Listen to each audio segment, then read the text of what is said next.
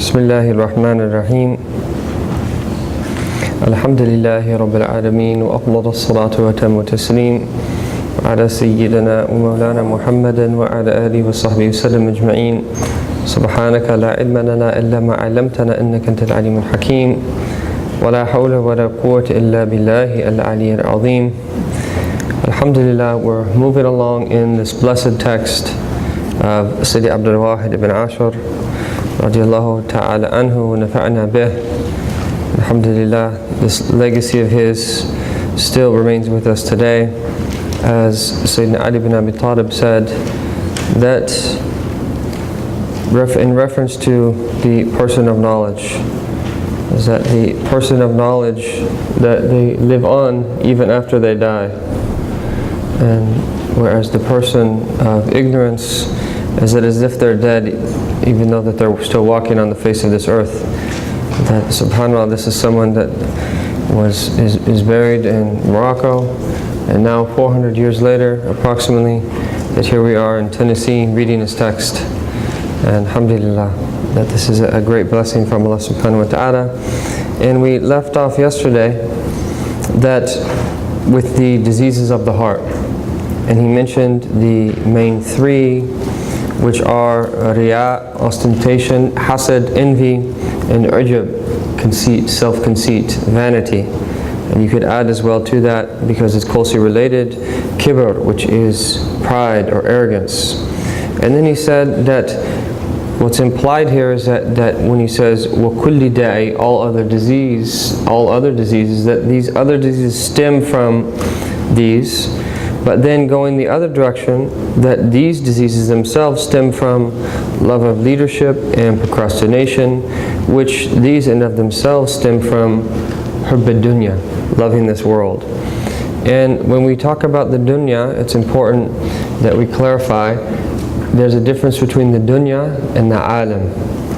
Right? The dunya is the lower world, and oftentimes it will have a negative connotation, meaning that which distracts us from Allah subhanahu wa ta'ala. Whereas the alam is the cosmos. The alam is a sign, and that in everything that Allah ta'ala has created is a sign.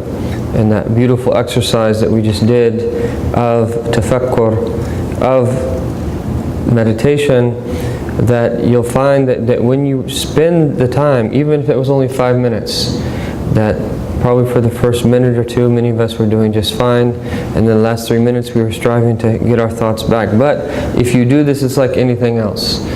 That it's like practicing language and learning how to recite tajweed properly. And if you do it enough, that you'll be able to pronounce properly.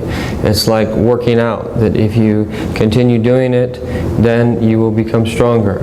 It's like your memory, that if you continue attempting to memorize, that your memory will become stronger. Likewise, that if you work on the power of tafakkur, of meditation, is that your reflective power will become very strong. So just as Shaykh Muhammad said, that such that you'll look at something and all of a sudden that you will intuit its meaning, and you won't even have to at that point to even put the effort in, that you'll get it right off the bat. And this is why it's so important that we should have a wird of tafakkur, that we should have a litany of meditation where we really take time, even if it's 5 minutes, that to reflect upon something, and that this is one of the most beneficial exercises of all, and one of the greatest ways to strengthen our to strengthen us along the spiritual path. And so we differentiate between the dunya and the alam. And so when we talk about hubb ad-dunya, the love of this world, that it means that in the negative context of loving other than Allah for the sake of that various thing, meaning that it could be an impediment, it could distract one from one's devotion and dedication to their Lord subhanahu wa ta'ala. But the beautiful thing is, he finishes after discussing those diseases and taking us to the two main ways to overcome all diseases of the heart. The first is that he says is fil idtirar, is feeling in a state of absolute need of your Lord. And this is one of the most praiseworthy and most beneficial states that a human being can be in. And in fact, that there are certain teachers that they will try to do everything they possibly can to keep their students in a state of inkisar and iddirar, so that they force their students into a state of brokenness, into a state of feeling of absolute need. And because when a human being is in that state, that is the source of true power. And that is the source of true solutions that your Lord will help you, that remove you from the various states that you're in. So that's the primary aspect. And that we have to teach ourselves to turn to Allah. That one of the insights into the verses when Allah Ta'ala says, إِنَّ الَّذِينَ قَالُوا رَبُّنَا اللَّهُ إِنَّ الَّذِينَ قَالُوا رَبُّنَا اللَّهُ ثُمَّ اسْتَقَامُوا تَتَنَزَّلُ عَلَيْهِمُ الْمَلَائِكَةُ. That indeed those who say, رَبُّنَا اللَّهُ, our Lord is Allah, ثُمَّ اسْتَقَامُوا, and then they have istiqamah, that they're upright, then there's going to be a result. But one of the insights into saying Rabbuna Allah is that if you understand Rabbuna Allah, our Lord is Allah, that what does Rabb mean? Right? Rabb, Lord, yes, but what does that mean? The Lord is the one who gives tarbiyah. The Lord is the one who brought this universe into existence and is going to bring it to its full fruition. The Lord is the one who allowed that seed to grow and then that tree to produce the fruit.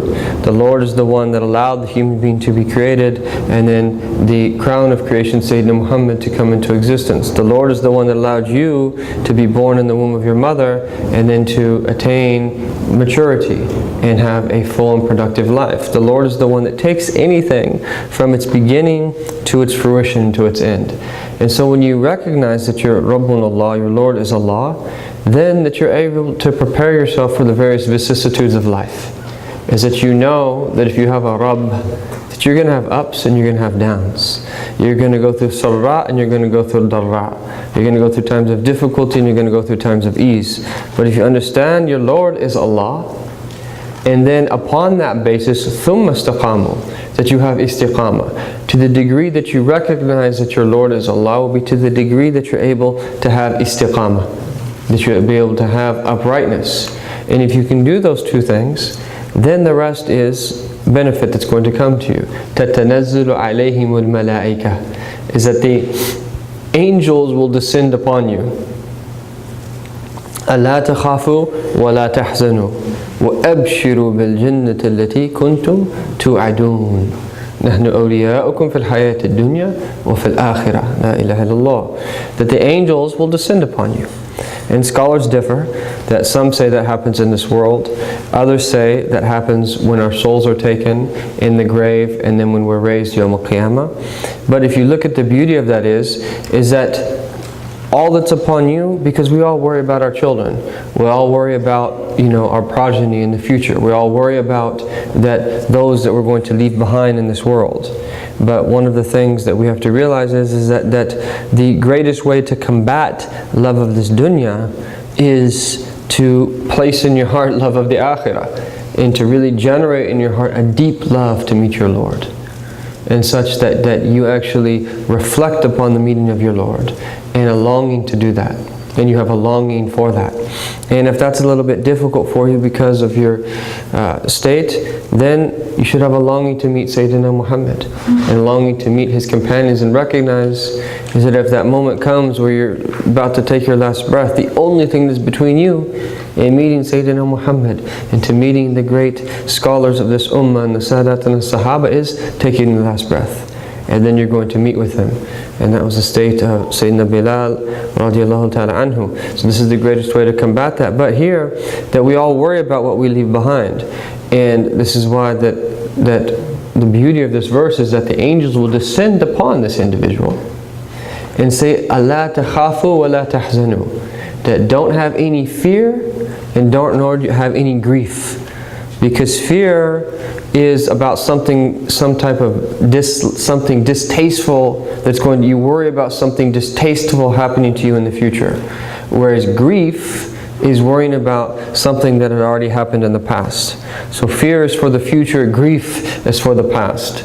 And meaning is that the angels are giving God tidings to this servant of Allah, is that, don't fear about anything in the future, nor don't grieve about anything that in the past.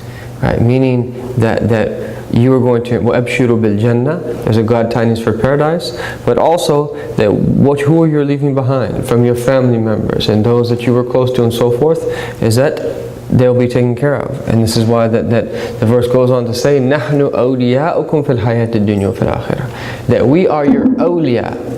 We are your awliya. Right now, the dominant opinion, this is a khitab, this is an address of the angels. But the angels will say to this person, we are your awliya, we are your patrons, we are your protectors in this world and in the next world and in the akhirah. La ilaha illallah. That what kind of individual is this, where that his awliya are angels that are literally protecting him and that assisting him and doing these types of things for them. And that this is trying to put us in touch with the reality of the angelic presence. And the more that you dedicate yourself to your Lord subhanahu wa ta'ala, the more that He will take care of all of your affairs inwardly and outwardly. So that He gave us here the first aspect to solve all problems, and that's to turn to Allah subhanahu wa ta'ala. Now He's going to move on to the second practical aspect, which He says here in the lines. I'll read the lines that we're going to be reading now. يصحب شيخ عارف المسالك يقيه في طريقه المهالك. This is at the top of page 30. يذكره الله إذا رآه ويوصل العبد إلى مولاه يحاسب النفس على الأنفاس ويزن الخاطر بالقسطاس ويحفظ المفروض رأس المال ونفل ربحه به يوالي ويكثر الذكر بصفو لبه والعون في جميع ذاب ربه. So he keeps company with the teacher who knows well the pathways to Allah, one who protects him along his path from causes of destruction, who reminds him of Allah should he see him, and who takes the servant to his master. He appraises his soul with every breath, and he weighs his suggestive thoughts with the most precise scale of the sacred law. He preserves well the obligatory, which is his capital. His profits, however, are his extra acts by which he enters into divine protection. He constantly remembers Allah with an unperturbed heart, and knows that the assistance in all of that is from his Lord. So, that his next piece of advice then, to purify this heart, is to what? Is that yashabu shaykhan, is that he has a shaykh, is that he has a teacher, he has an instructor, he has someone that has already traveled the path. He has someone that has unlocked the various locks on his soul that is preventing us from drawing near to Allah subhanahu wa ta'ala, and from their devotion to their own Lord and their high spiritual aspiration and the power of their spirit, that by means of being around this particular individual who has already traveled the paths, that they benefit. And so that all of us are in need of teachers. Every single one of us is in need of teachers. Every single Muslim is in need of a teacher. The Sadat and the Sahaba, the companions of Sayyidina Muhammad, they wouldn't have been the Sahaba were it not to have been that they spent time with the Prophet ﷺ. It's that simple, is that we're all in need of teachers, and that there's different types of teachers. Teachers that teach us different things. And in its most expansive meaning is that there actually isn't anything that can't be a teacher for you. That everything in reality can be a teacher for you. That we were just talking about the power of meditation. Through the power of meditation, everything can be a teacher for you. Inanimate objects, that plants, animals, human beings, Muslims, non-Muslims, children, adults, elderly people, everyone and everything can be a teacher from you.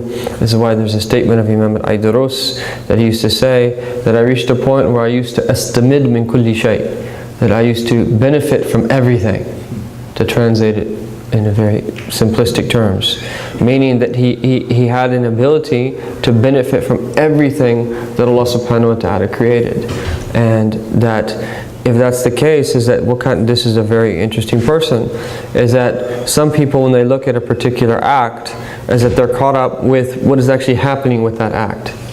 But that if you can learn to see things as being from Allah Ta'ala, that you'll have various other insights. One example of that was, I remember that when we were in San Diego with Habib Ali Jifri in 2002, and I think there was a video actually of his trip back there, and that we were at the beach, and there was this one-way road, and this car was driving down the wrong way, and there was a man out like mowing his lawn or something, and that he started yelling at this person, he said, "No, it's a one-way road," right, something like that. And Habib Ali said, see, when people go down the wrong way, that it's people intuit that they're doing something wrong when they go down the wrong way, right? Meaning that he took another meaning from that outwardly that this man was cautioning this person from going down a one-way road.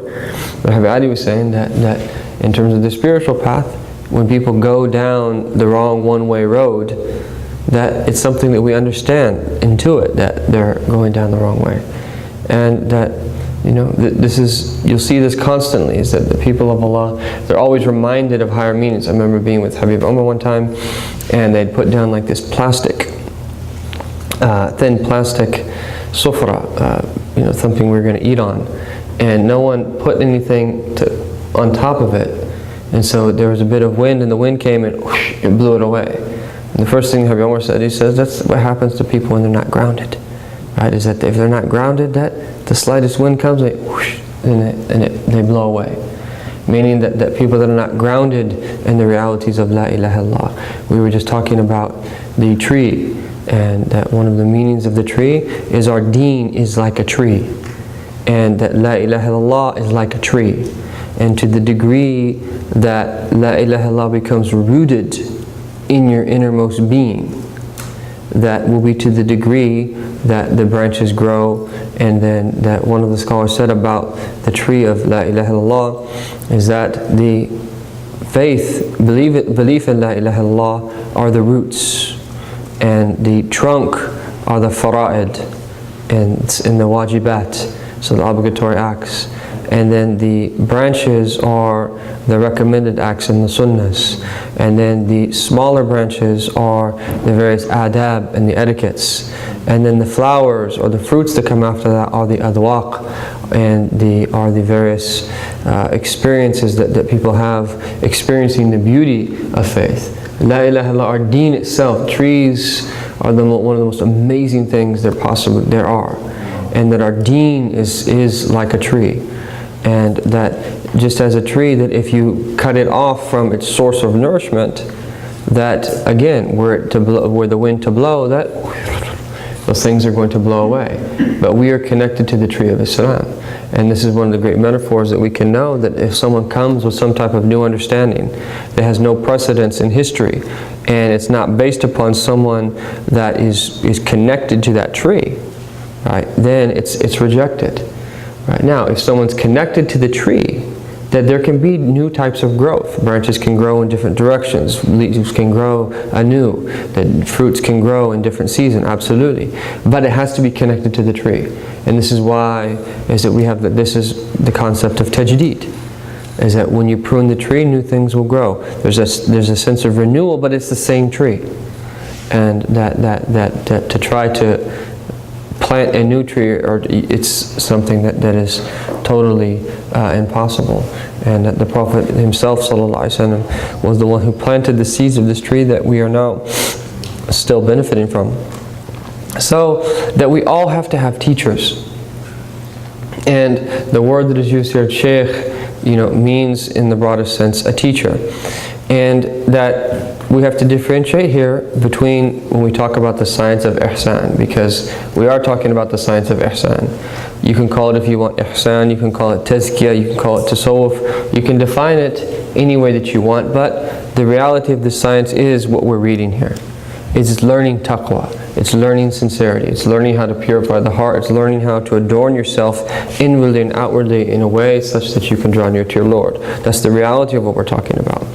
And everyone needs a teacher.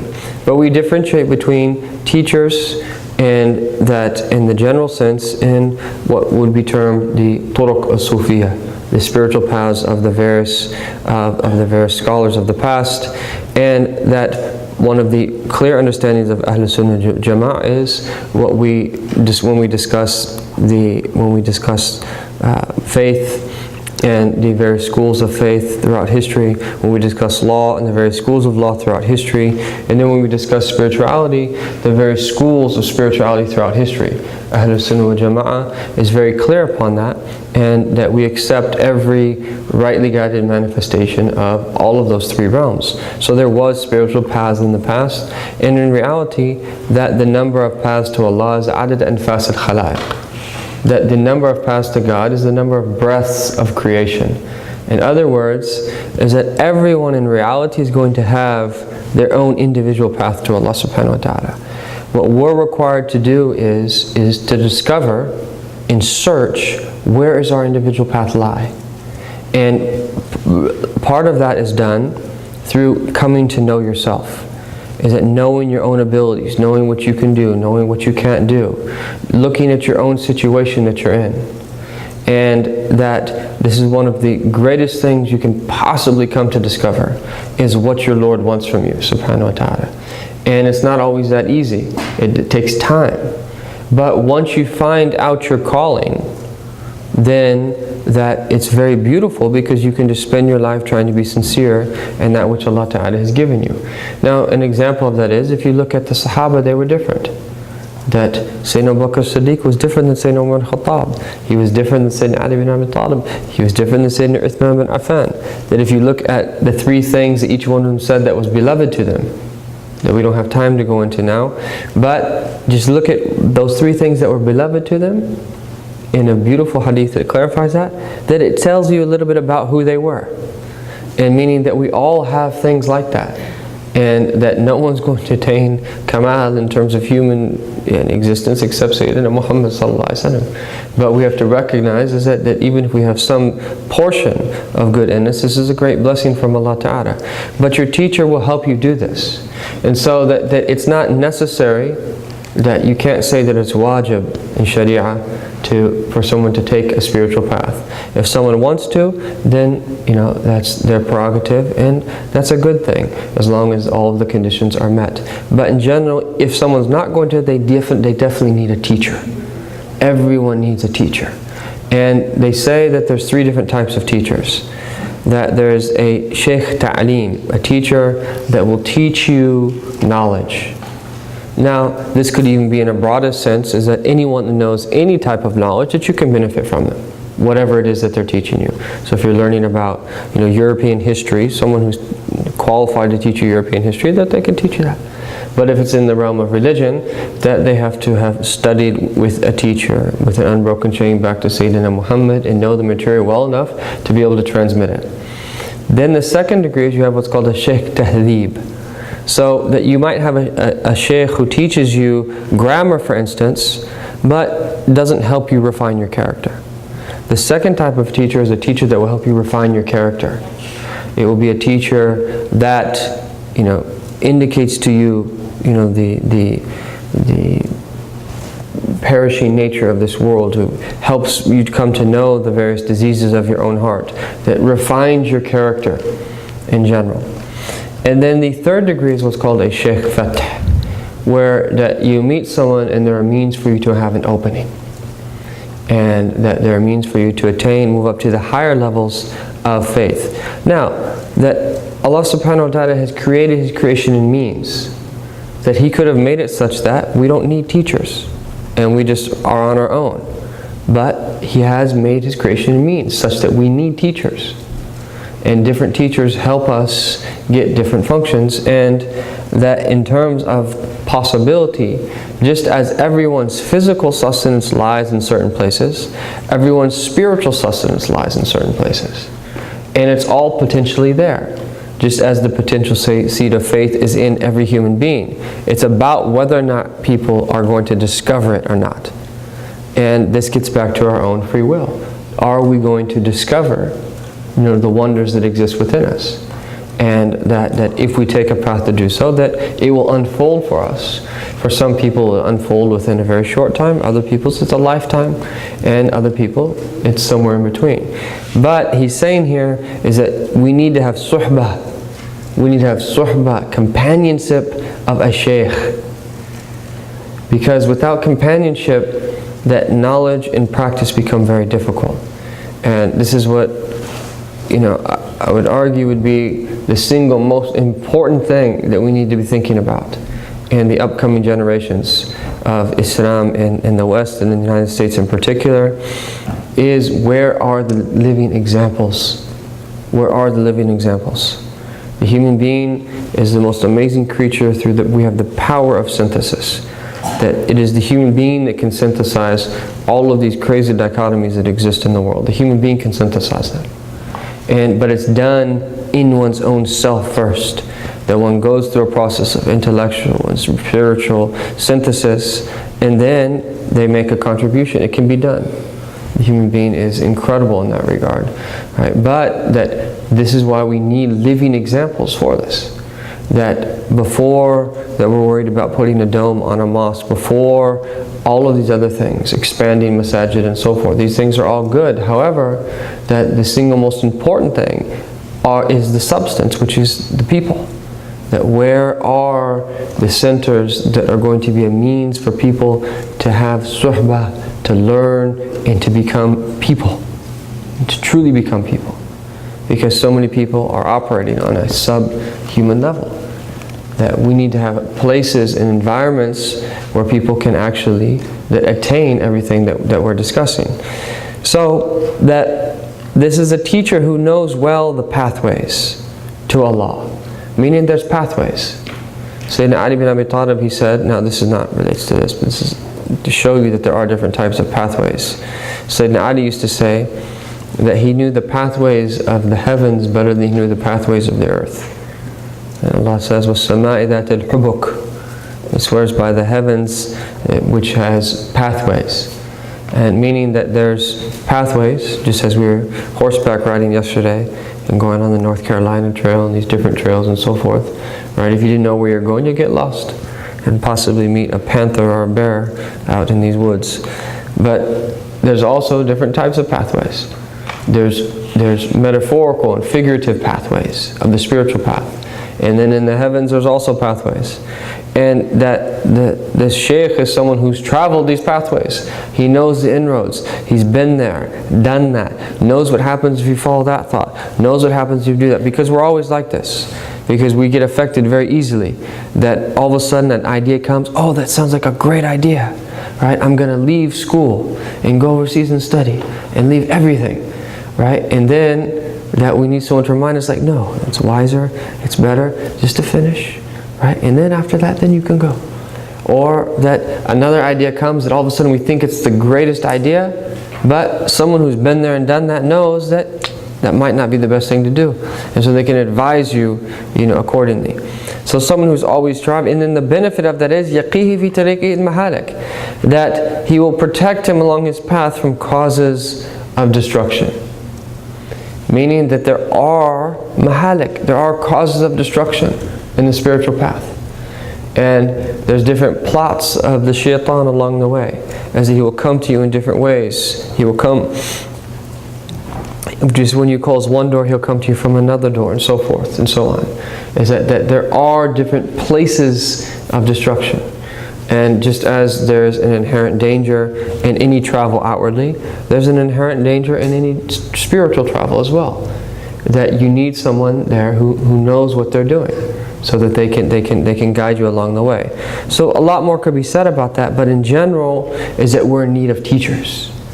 And that everyone in their locale is that they should find people to benefit from. There's never, a lack of people to benefit from. And even though that there's various degrees to which you benefit from people, is that you should try to benefit from everyone. and that if you don't have a teacher locally, that you should have people that you should have what would be considered like a big brother in the spiritual path, and learn from people that have a less amount of knowledge, even if they're not a teacher in the proper sense of the word. And the idea is that you benefit from everyone to the extent possible, and you place everything in its proper state, in its proper place. And then if you're in a situation where there isn't even any local teachers, or even big brother types or big sister types, is that it's a great idea for people to get together, that as friends, and to start a learning circle, to read from books together, and that to refrain from commentary unless someone has the proper knowledge, but to start a process where you're constantly learning. And that you would be surprised what you could learn from even short periods of time in retreats like this from as unqualified people as the likes of the Abdul Faqir, that in these type of settings in general, what's being offered is that were people to take good notes, that you would be surprised what you could learn. That I would always wish that everyone would come, is that if you've ever seen Dr. Umar Farooq Abdullah, if you would go to his home and see the amount of notebooks that he's filled up. He's developed his own way of writing English and Arabic. If you notice, he's always writing in Arabic. He always writes in Arabic, and it's English. But he writes English in Arabic. And if you would see the notes he takes notes after notes after notes after notes. At home he has stacks and stacks upon stacks of notebooks. And the point is, ilmu sayd wa kitabatu qayd, that knowledge is like hunting, and that writing it down is like trapping it, right? If you don't trap your catch, it's going to get away. And so taking notes is extremely important. And then not only taking your notes, but reviewing your notes. And you'll find that you benefit immensely over the long term when you take notes. And then also that it's a door for you to start teaching as well. Is that any notes that you take from things that you understood in any of the classes that you're taking here, or in any setting for that matter, is that you're able to go back and teach those. And so alhamdulillah.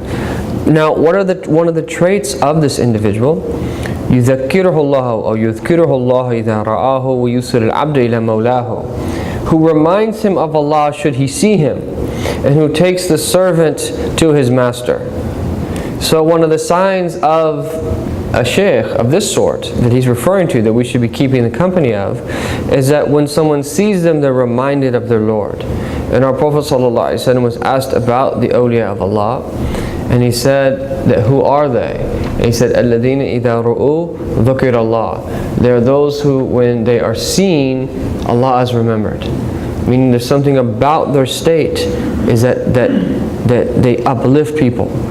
And some of the scholars even reach a state like that of Imam Ghazali, from the blessed state of his state, that it even transfers to the words that he wrote with his pen, such that you will read. This is what Imam al-Aydurus said about Imam Ghazali's words, is that يُحْدِرَ الْقَلْبِ الْغَافِلِ فِي اللَّحْظَةِ, that you just read the Ihya Ulumuddin or a page of it, and all of a sudden you find your heart present.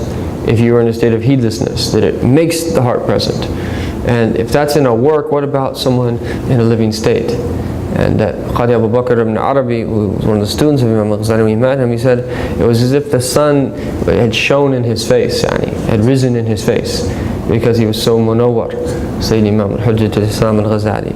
And that this is what happens, that when you live a life in that way, then you die in a certain way. That his brother Ahmad, who was one of the great imams as well, that who has a diwan of poetry in Persian, and he was known for formulating a theory of ishq al-ilahi, about divine love, that he narrates his death, the death of Imam Ghazali. Imam Ghazali, that on a Monday in the year 505, that he prayed the Fajr prayer, and then he asked for his kafan, for his shroud to be brought.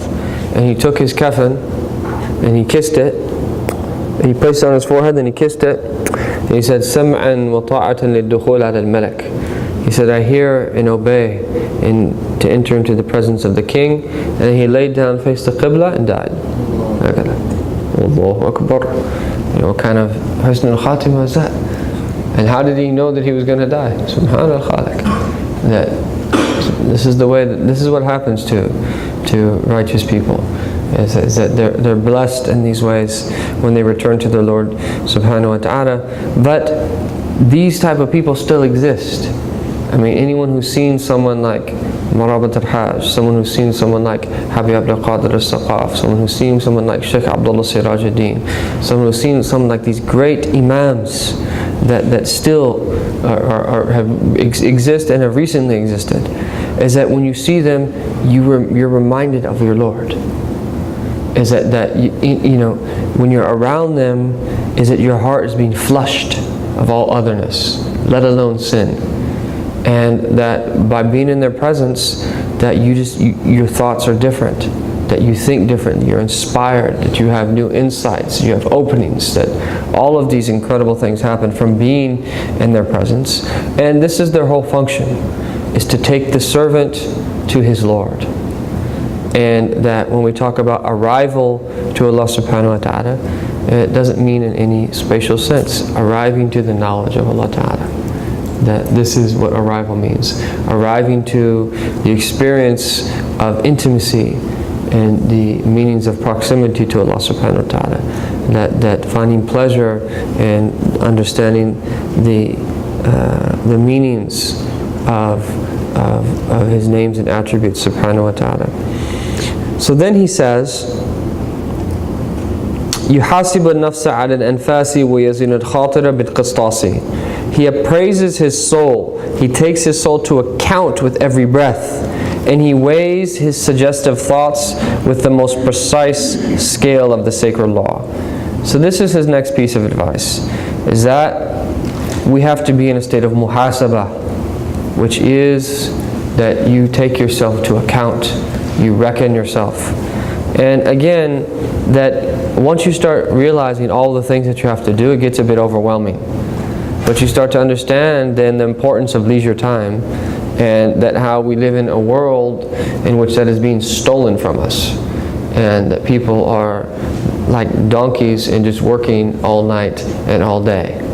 Right? Inshallah, that we have to do what we have to do. You have to provide a living for people, and if you make the right intention, it's all good. Marhaba. But the state is not a good state. We should have time to do these things. We should have time to sit down and take ourselves to account. Because as Sayyidina Umar al-Khattab said, "Hasibu anfusum qablan tuhasabu." Take yourselves to account before you're taken to account. And the more that you take yourself to account, now the lighter it will be on the Yawm al-Qiyamah. And this is done in a very practical way, as that Imam al-Ghazali discusses this in the Yahya al-Madin, and that he advises to be done in the morning and the evening, but at least one of the two, where someone should sit down. And that at least, try every morning you wake up in the morning, you wake up, Alhamdulillahi alladhi ahyana ba'dama amatana wa ilayhi nushur. You say the dua, and then you make an intention at that to dedicate your day to Allah subhanahu wa ta'ala. That to pray all of the obligatory prayers, concentrating. You make the intention to be in the service of Muslims. And like Sayyidina Abu Bakr Siddiq, you make the intention to draw near to Allah from every door of khair, from every door of good. Is that every possible door of good that you can be a means for you to draw near to Allah, you intend that. And from the blessing of that intention, that it will open up the doors for you to do that during the day. So a minor, to the extent possible.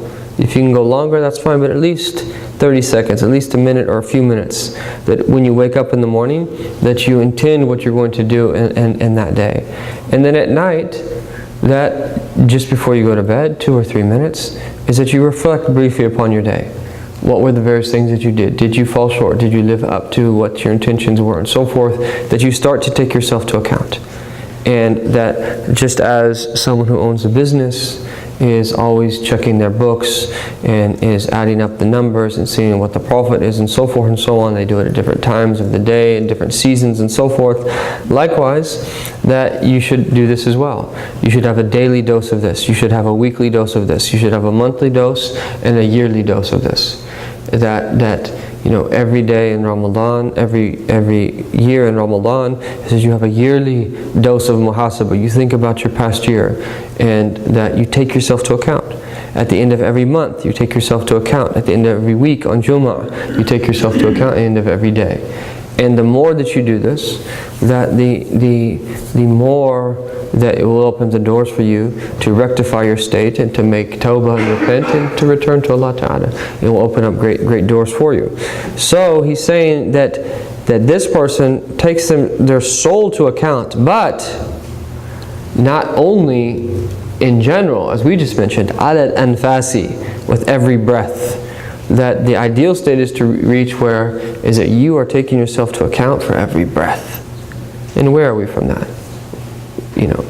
Theoretically we can understand it, we have to work towards it. But ideally we should be vigilant over our hearts in every moment. And that we should weigh every thought in the scale of the sacred law. So this is where we're going to finish the discussion on our psychology of behavior. Is that we said that everything outwardly that's done in creation, that whether it's good or evil, that it comes from one of the 7 limbs for any individual. That which comes from the 7 limbs stems from the heart. It is inconceivable for there to be any act outwardly that does not stem from the heart. And from the heart then is where it is the locus of the khawatir, of the various suggestive thoughts. You can call them thoughts, you can call them notions, you can call them suggestions, whatever you want to call them.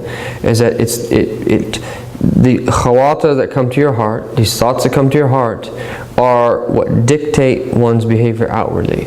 And then that it gets very deep, and Imam Ghazali goes in very deep about the various stages from the time that a thought comes to the heart till it leads to outward behavior.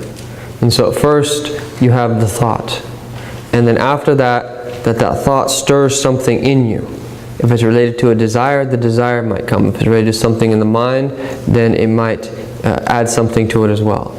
And then if someone starts thinking about it, then it leads for them to resolutely go about doing that thing. So there's a process from the time that it first comes to the heart, to the time that something's moved about that thought, to the time where someone thinks about it, to the time where a decision is made to actually go about doing it until it's actually done. And what Imam Ghazali does is he talks about when is someone taking to account for his thoughts, at what stage. And it gets into a very detailed discussion that's a bit too detailed for the initial level. It's enough right now to know that there are various stages and we have to come to know them. But what we're going to focus on now are the various types of thoughts. And because in order for you to weigh them in the balance, you have to know the various types. And that generally speaking, our scholar says that there's 4 types of thoughts that come to your heart, that come to your mind. The first is a thought that comes from the nafs, a khatar nafsani, if you will, an egotistical thought. And a khatar nafsani is always a thought that pertains to something from the realm of desire. So all of the various desires of the human being, to eat, drink, sleep, copulation, all these other things, status and so forth and so on, all of the various desires, that this is the first type of thought, something related to desire, something related to the lower self, the ego. And the nature of these types of thoughts is that they're repetitive and they thud, time and time again, with the same thought, thud, whatever that individual desire might be. Okay, and then the more that you think about it, then the more that it strengthens in your heart. Now, the way that you overcome the thoughts of the nafs is by reflecting upon death.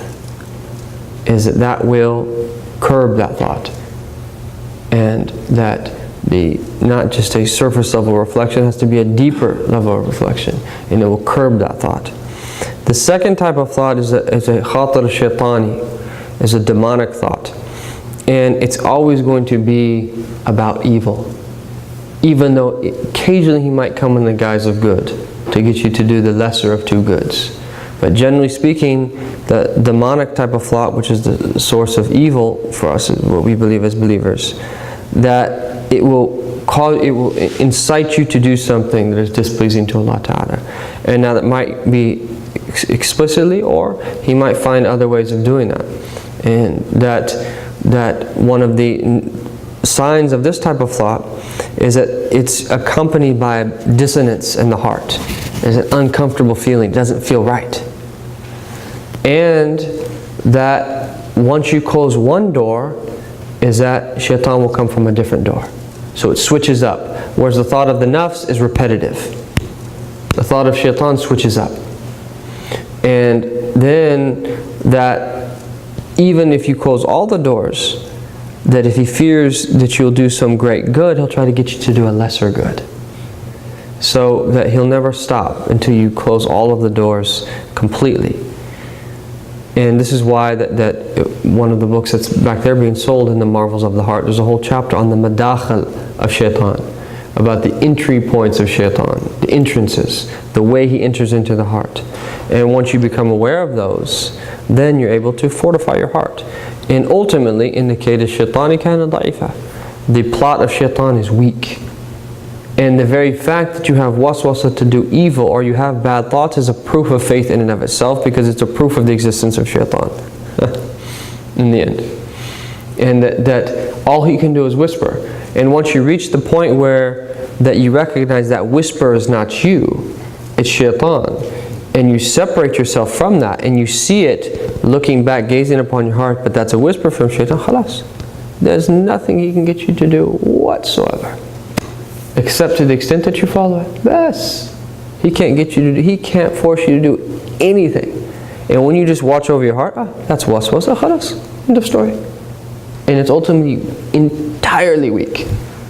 Right? But shaitan will use your nafs and your desires to get you to go astray. Because your heart is like a city, and the intellect is like the king and the overlooker of the city. And you have an army of the angels inside, and you have an army of the shayateen trying to penetrate within. Right? Because we said it's the jihad al-akbar.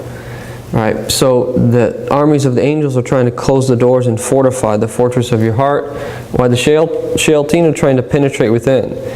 But the problem is that your nafs, which is your greatest enemy, is a spy from within. So it's telling the shaitan which doors are open. Right? So it's a constant battle that is taking place in our heart. There's no neutrality. You're either moving up or down in every single moment. There's a constant battle taking place in your heart. And this is why it's the jihad al-akbar. It's the greatest jihad. The third type of thought is a khatar malakani. That is a thought that comes from the angels. And that the sign of that thought is always to good, and that it's accompanied by a beautiful light feeling in the heart. And the more that you follow the thoughts of the nafs, the stronger the egotistical impulses become. The more you follow the thoughts of the shayateen, that you follow one thought, they pass you on to other shayateen. You follow those thoughts, they pass you on to another other shayateen. Is that it just keeps getting worse and worse and worse. The more likewise you follow the thoughts of the angels, the purer that your thoughts become, the more angelic that you become. And then there's a thought, there's a khatar rabbani, is a thought that comes directly from Allah subhanahu wa ta'ala. That from the realm of good, if you just did a good act, that it comes strong into your heart as a confirmation of that. And then if someone did something wrong, nasallahu as-salamu wal-afiyah, scholars differ. Some say that you can have strong thoughts that are actually a warning to you from after doing something wrong, that are of a different nature. But these are thoughts that come directly to your heart without wasita, without intermediary. And that they're much rarer than the first three. So that these three types of thoughts are also the three types of basic tendencies when it comes to dreams. Is that generally speaking, your dreams are a combination or one of these particular categories. But the more that your ruh starts to overpower your physical body, is that the purer your thought, the material, the purer your thoughts will become. So one of the ways to determine the purity of your heart is simply to analyze your thoughts. You want to know the purity of your heart? Analyze your thoughts. What are the various thoughts that come to your mind? The scholars of this science who write about this say that a Sufi is not a Sufi, and I mean this in a high level word. We should love this word. We should love this word. He said until one would place all of their thoughts on a tray and present it to the people before them, and they wouldn't be embarrassed about anything that comes to their thoughts, to their heart. That's a Sufi. So is Sufi not a word of ta'zeem or not? That one of my teachers, that when he first came back to Yemen, that people were thinking, they were questioning this whole Sufism stuff, and that he was in a car and that people had surrounded him, and they were taunting him and chanting, Sufi, Sufi, Sufi, thinking that they're like belittling him or something. And he was in the car saying, Ameen, Ameen, Ameen. Right? He said, "This is, mashallah, they're making dua for me. This is something that I haven't reached yet. This is something that I haven't reached yet. And I hope that one day I can become one of these Sufis." So the point here is that you start to take yourself to account. Is that every thought that comes to your heart, ideally, and this is the first step to wilaya, that you first start of sainthood, you start to take yourself to account for your thoughts. So thought comes and you weigh it in the scales of the sacred law. That if it's beyond the realm of the sacred law, if it's unlawful, you leave it. Then the second criterion that they give, that if it's within the realm of the sacred law, that one, you imagine, would a righteous person do that thing or not? Okay? So it's permissible for a man to walk outside without his shirt on. Right? It's permissible in the sacred law. But is that appropriate? Would you imagine someone righteous doing something like that? Right? Then the third degree, which is the most subtle, is that if it's within the realm of the sacred law, and you can imagine someone righteous doing it, you look at the desire of your soul. Should you do that thing or not? And that if you, generally speaking, if your nafs desires it, that it's not good for you, generally speaking. And this gets very subtle, and I'm going to make a qualifying statement so that I don't drive everyone crazy. Right? Because this gets very subtle. That generally speaking, as long as you're within the realm of the permissible, you're fine. But if you want to move up in the ranks of closest to Allah, then you go to the second category. If you really want to move up to the ranks of those close to Allah, you move into the third category. And meaning that, let's say that you look at your heart, okay, you want to visit your brother for the sake of Allah, it's permissible, you can imagine the righteous doing it, but you want to do it right now. And there's something that you want to talk to them about, and you have this strong inclination. That at that point, then you have to test your heart. Well, why don't you do it at night? I don't want to go at night, I want to go now. Then you might want to say, okay, well, hold on a second here. Why do you want to go right now? Maybe there's something related to the nafs that it didn't want to do, that it wants to do this instead, or so forth. That in order to purely make it for the sake of Allah, you should do it at a time actually that it doesn't really want to do. That gets very fine and complex, but in general, these are the criteria through which that we can help determine whether this particular act that we should do it or not. Okay. Now moving along, in that وَيَحْفَظُ الْمَفْرُوضَ رَأْسَ الْمَالِ وَنَفْرُ رِبْحُهُ بِهِ يُوَالِي. He preserves well the obligatory, which is his capital. His profits, however, are his extra acts by which he enters into divine protection. So this takes us to the hadith that we all have heard many times, that those who draw near to me will draw near to me with nothing greater than that which I have made an obligation upon them, and my servant will continually draw near to me through supererogatory acts until I love him. Meaning that this is the goal of the whole goal of everything, is to become beloved to Allah subhanahu wa ta'ala.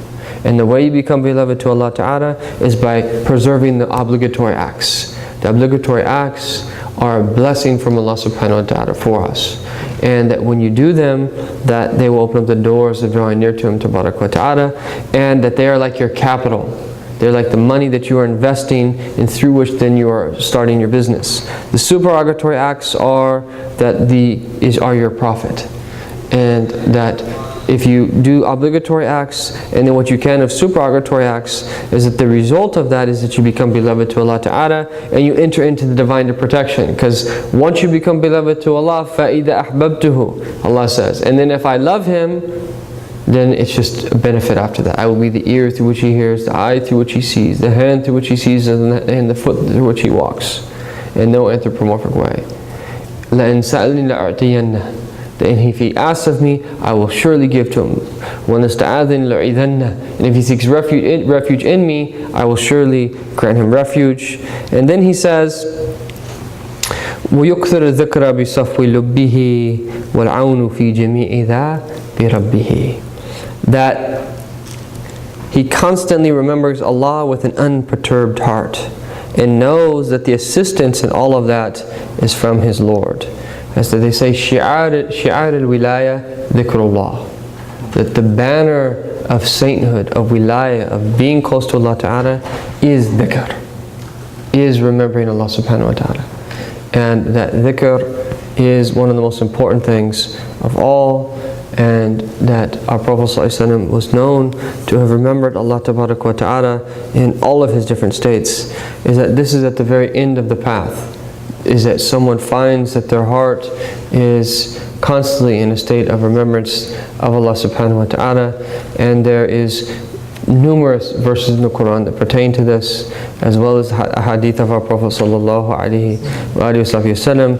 We're encouraged in the Quran to remember Allah often. Ya ayyuhalladhina amanu dhkurullaha dhikran kathira. That, O you who believe, that remember Allah often. Is that Allah Ta'ala has encouraged us to remember Him often, and dhikr is the only worship that it's unrestricted. There's no time that you can't make dhikr. That there's places that you shouldn't make dhikr, but even when you're in those places you shouldn't make dhikr, you can still make dhikr in your heart.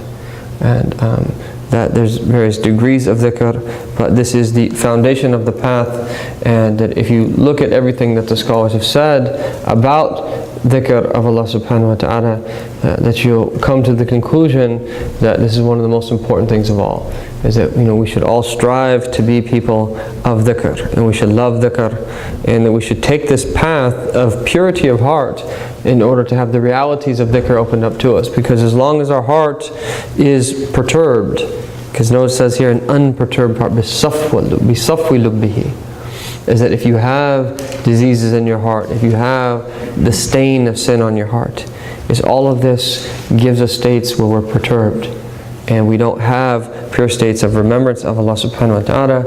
And these are some of the most blessed moments of life, is that when someone is granted a sa'at al-safa, a moment of purity, in that moment that they're remembering their Lord Subhanahu wa Ta'ala, that finding pleasure in that remembrance with the tranquility of the heart, longing to be in His presence Subhanahu wa Ta'ala and to meet Him. These are some of the greatest moments of life, that the more that we have them now, the more that the seed will be planted for us to have them in the next world. And then the assistance in all of that is from His Lord. That aun is from Allah. That Allah Ta'ala, that when we say Bismillahir Rahmanir Rahim, the ba is for isti'ana. That we are seeking the assistance of the All-Merciful and the Compassionate Subhanahu wa Ta'ala, because without our Lord that we can't do any of this, and that we have to rely upon Him Tabarak wa Ta'ala in our different states so that we can traverse these various stations along this path. So inshallah Ta'ala we will stop there and we will pick up from the next line. Wa sallallahu ala sayyidina Muhammadin wa ala alihi wa sahbihi wa sallam, walhamdulillahi rabbil alamin.